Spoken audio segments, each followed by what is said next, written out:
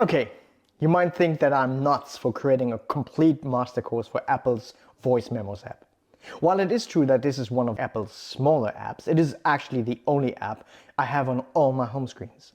While I have Apple Mail, Calendar, Safari, Reminders or Notes, which are the central productivity apps for me, and they are all either on the home screen or the dock of my iPhone, iPad and Mac, but none of them are on my Apple Watch face. The only app that is on all my home screens, docks as well as my Apple Watch face, is actually the Voice Memos app by Apple. It has two main functions for me. It is one of the main capture devices as well as one of my main learning and rehearsal tools. Stay tuned so I can show you not only how I use this fantastic tool on a daily basis, but how you can master this app in mere minutes.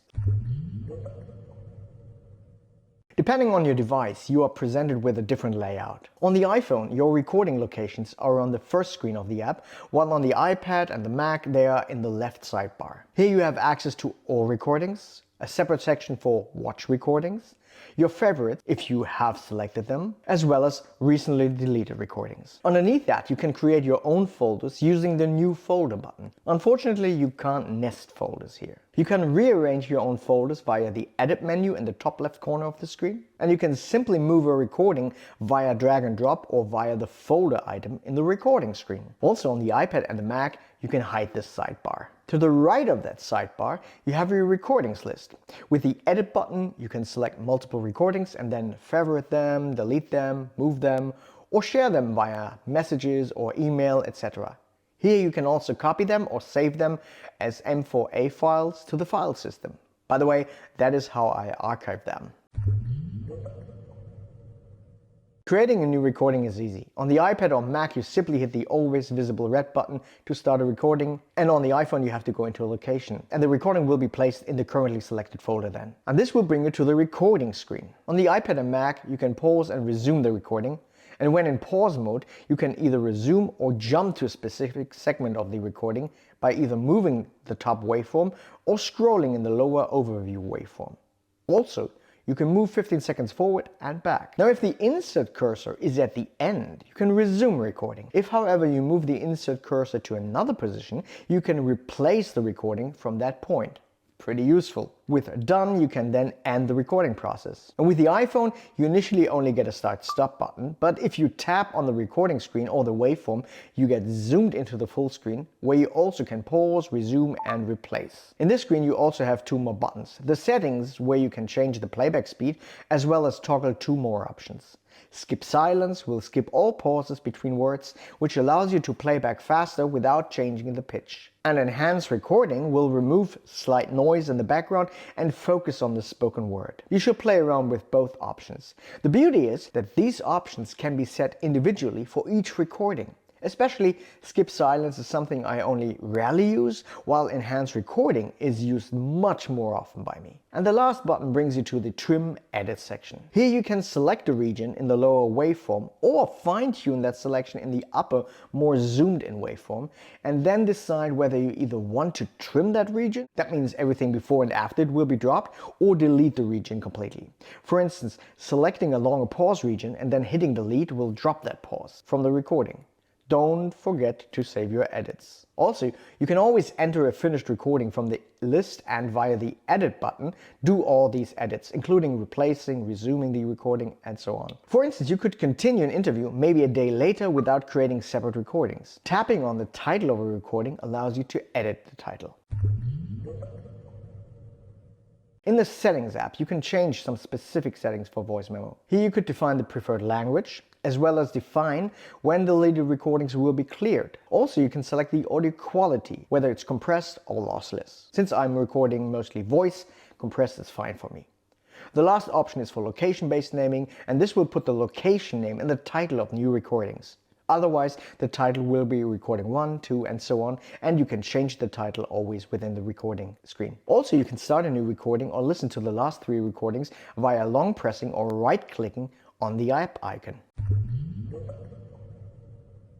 On the watch, I mostly start the app via a complication I have put in the watch face.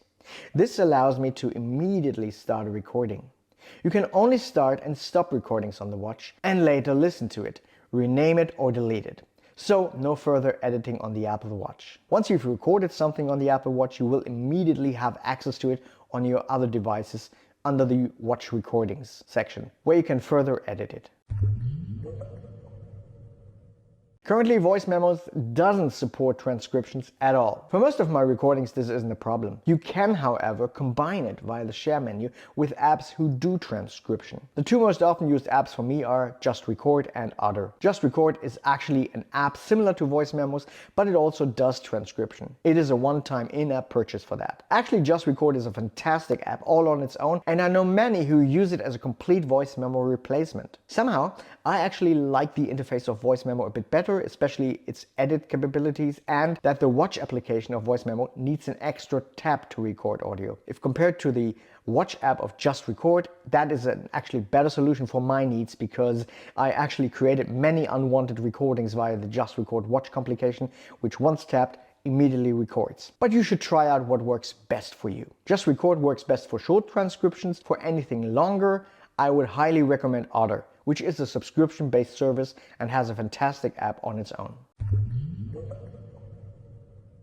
Okay, now that we have spoken about everything technical, let's talk about what we can use this app for. My main use cases are quick idea or task capturing, and for that I especially use the Apple Watch. That is why it is a complication on my watch face. Tap, tap, and just speak. Done. Whatever comes to my mind, I record it.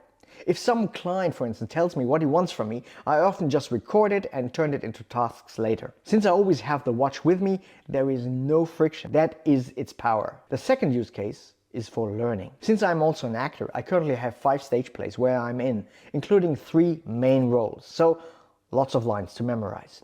I use multiple strategies to learn lines, but one of the tools is to read every scene in voice memos, and when my line comes, I leave a little pause, where I then can later say my line during rehearsal in, for instance, the car, and after the little pause, then record this line in case my rehearsal line wasn't accurate. I do this for every scene.